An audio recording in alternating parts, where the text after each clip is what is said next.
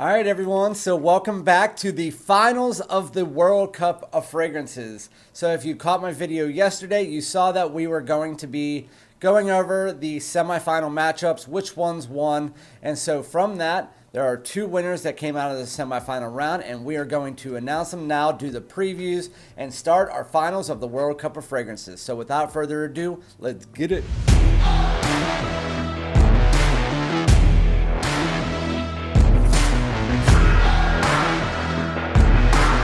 Alright, my ladies and gentlemen, welcome back to my channel. My name is Randy, aka Fragrance Dude, back with another fragrance video in the finals of the World Cup of Fragrances. 2 months later, we are now in the final stretch. Super excited about this. Before we get into it, I just want to mention, like, comment, subscribe, hit the bell if you want my videos sooner, as well as follow me on Instagram and TikTok if you do like my content. I do shorts, funny little scent of the day, stuff like that. With that said, again, we've been doing this for 2 months. You guys are probably getting a little burned out, as am I. So I want to kind of get back into the whole review game, as well as going with the new releases that are probably going to be coming out in January. I know we have the new Boss The Scent. We have another Boss. We have the new Tom Fords, all of those. So time to end this and get back into the review game. And so without further ado, let's preview the matchup.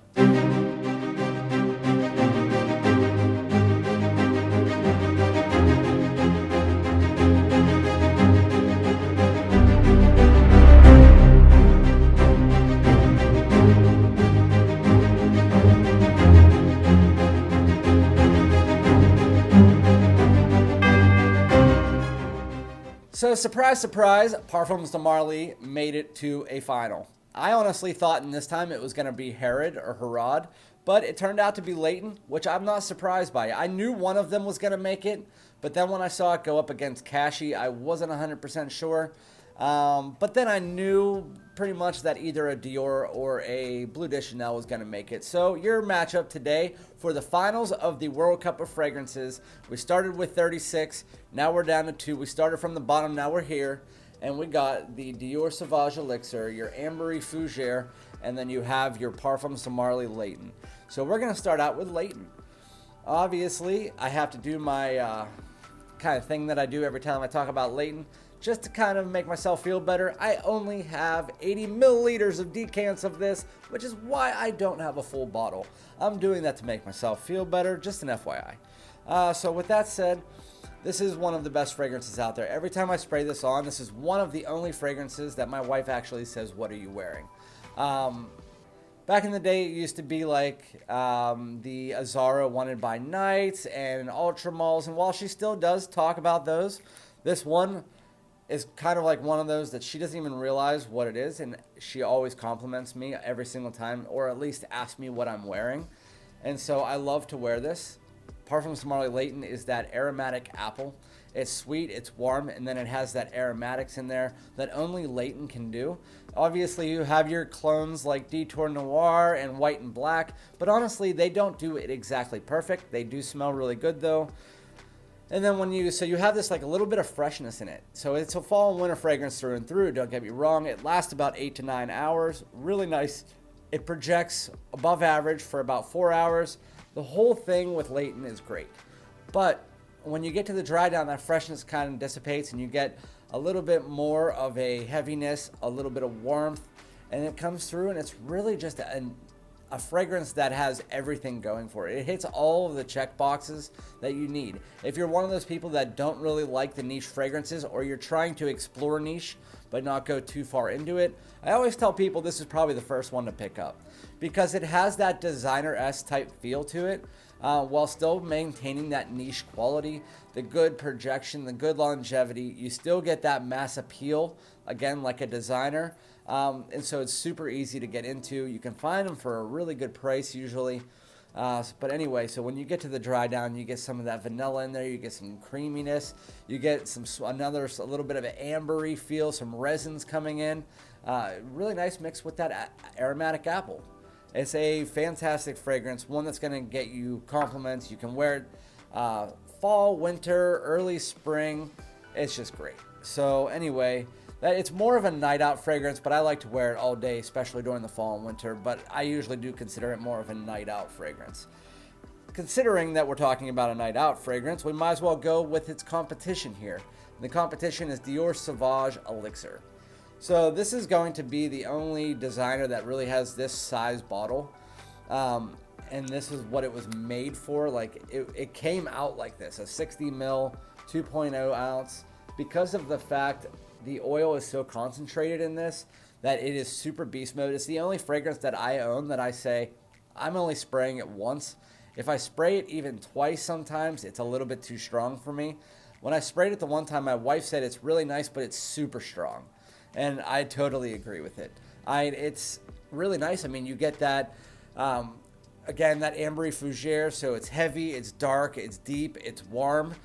And then you mix that all together with a little bit of this sweetness, as well as this unique spice from the nutmeg and the black licorice. Put that all together with some woodiness, and again, a little bit of this sweetness in the dry down.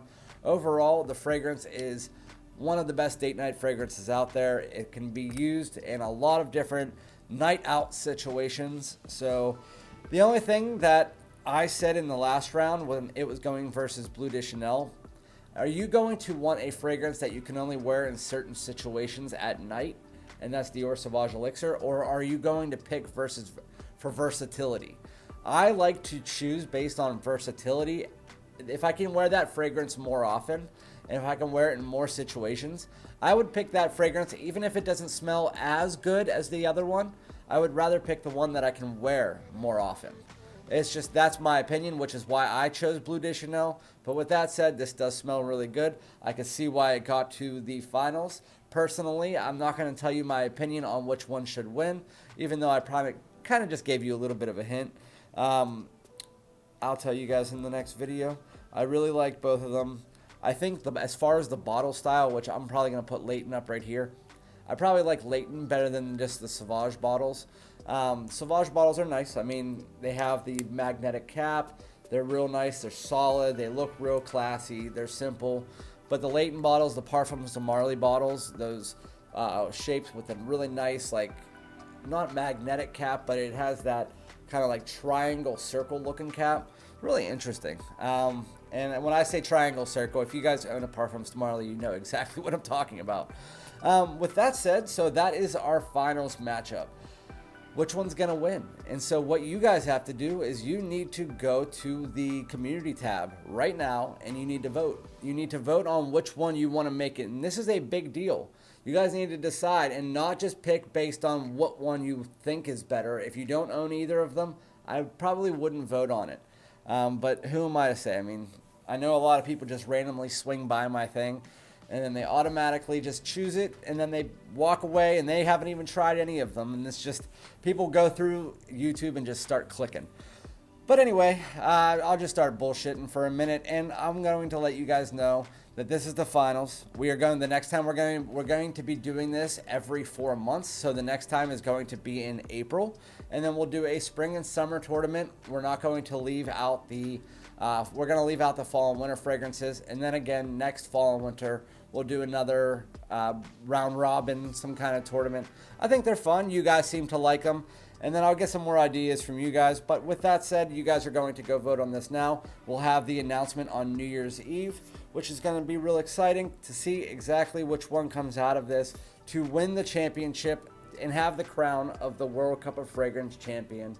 And then maybe we'll have who gets third place, maybe? I don't know if that's just too much. Maybe we'll do that on our live. See which one gets the third place. We'll have like a Spicebomb versus Chanel to see which one you guys choose. Maybe do like a live poll or something. But anyway, I'm going to stop bullcrapping for a while. Again, go vote, like, comment, subscribe, and I'll be back with another one. Thanks so much. Peace out.